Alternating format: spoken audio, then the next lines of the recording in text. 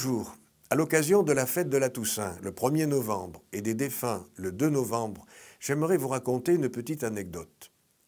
Assez tard le soir, il m'arrive parfois d'écouter, tout en travaillant, certaines émissions de nuit à la radio. Vous savez, ces émissions où des personnes appellent l'animatrice pour se confier ou pour demander conseil. Voici ce que j'ai entendu un soir.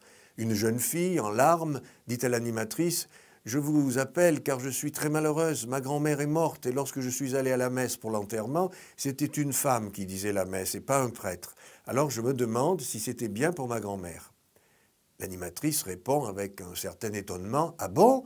Je ne savais pas que les femmes pouvaient dire la messe. » Et elle essaya ensuite de consoler la jeune fille comme elle pouvait avec quelques paroles gentilles. Ne voulant pas laisser cette jeune fille dans l'inquiétude, j'ai appelé la radio pour expliquer ce qui s'était vraisemblablement passé lors des funérailles de la grand-mère et que même l'animatrice semblait ignorer, d'autant que je pensais que d'autres personnes, ne fréquentant pas habituellement l'église, pouvaient se poser les mêmes questions que la jeune fille.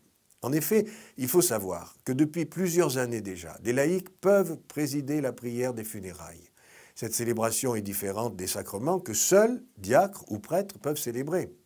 À l'occasion des funérailles, c'est la communauté qui se réunit pour prier pour le défunt.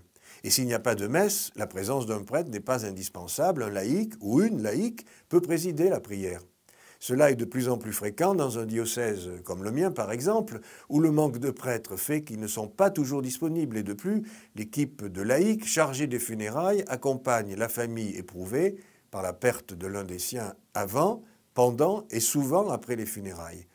Et ce fut sans doute le cas lors des funérailles de la grand-mère de la jeune fille dont je citais tout à l'heure les propos. J'ajoute qu'il m'est arrivé de célébrer des funérailles de personnes publiques dont la vie ne fut pas toujours un exemple à suivre. Et cela m'a parfois valu des lettres d'insultes, reprochant à l'Église d'avoir accueilli ces personnes pour un dernier adieu. Dans ce cas, il faut rappeler que les funérailles religieuses ne sont pas une récompense pour personnes exemplaires. Et quand il s'agit d'un grand pécheur devant l'Éternel, raison de plus pour que la communauté se rassemble pour prier pour lui et le confier à la miséricorde de Dieu, sans pour autant lui reconnaître des mérites qu'il n'avait pas. À bientôt.